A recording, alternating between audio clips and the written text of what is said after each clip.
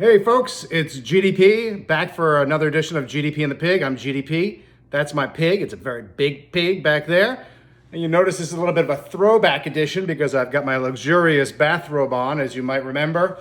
When I was at Snooth, I often did some video casts in my bathrobe, and we're entering a full year of COVID. In fact, I returned from Tuscany last year, February 22nd, fully aware of what was going on. So I've been locked down for over a year. So why not, even though we're under surveillance, enjoy a little bit of freedom? People, break out your elastic waisted pants and enjoy yourselves.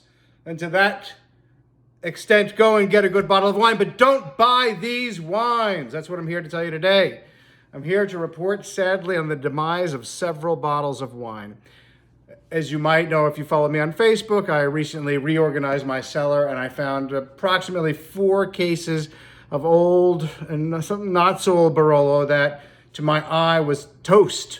I'm going to try to give you an illustration of what that is. It really doesn't work that well here on this video, but you sort of hold the glass up to a light, and it's unusual, but this brown glass gives the wine a little bit of a red tint. This bottle's toast. I can see right through this. I'll show you the wine. I'll show you the wine now. Why not? This is not something that you're going to derive a tremendous amount of pleasure from. Even here, it looks a little darker and pinker. It's kind of crappy. I have to drink it because I have no spit bucket. That is just pure bad planning. It's not terrible. It's not good. I wouldn't pay to drink it, but it's not terrible. I would drink it instead of spitting it on my floor.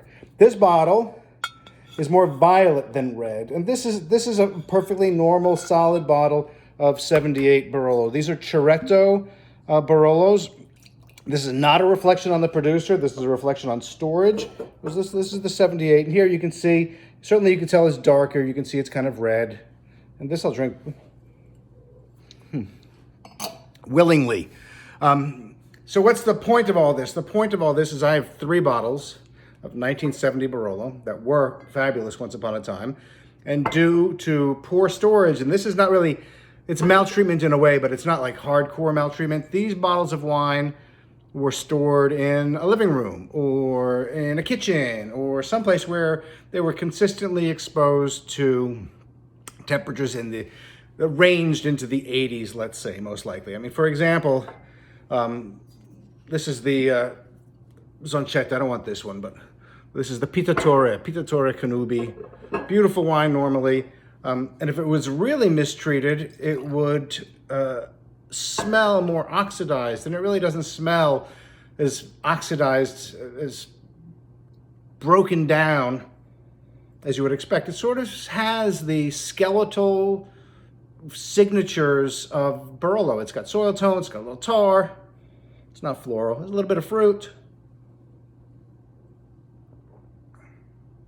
And in the mouth, it's like, sort of like drinking decent sherry, which I don't want. I want Barolo. I'm having veal stew. I don't want sherry with veal stew, although I'm sure there'll be some sherries that would be great with veal stew.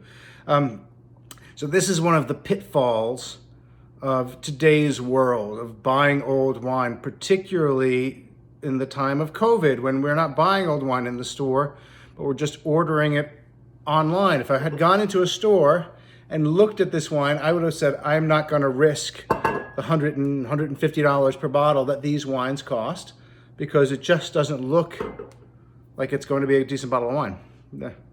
Very frustrated. What are you going to do though, right? So you open an extra bottle and enjoy that. I hope you guys are enjoying good wines. I've been enjoying some good wines. I haven't posted videos recently in quite some time because, I don't know, I guess I lost interest. I lost interest in being critical about wine. Life was too hard. I'm regaining the interest in being critical. Spring is coming. I'm going to be vaccinated. Life is going to return to some semblance of normalcy. So I'm excited and looking forward to that.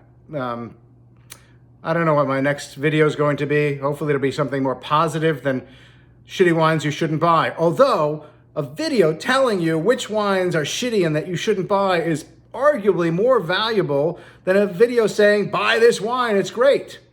The next video probably would be, I've decided, come to the conclusion that there are there's some Barolo, but there are 2 wines, Chianti Classico Reserva in particular, and Oregon Pinots. And those are the two best values in the world. That's what my wife and I have been drinking the most of during our locked in time. And I have to say, it's amazing how well you can drink for half the price of a current release Barolo and a quarter of the price of one of these bottles that's undrinkable. My friends at Barolo, I'm sorry, it's not your fault. It's the supply chain's fault. And on that note, I'm going to bid you goodbye, au revoir, arrivederci, and I'll see you guys soon. I promise I'll be back.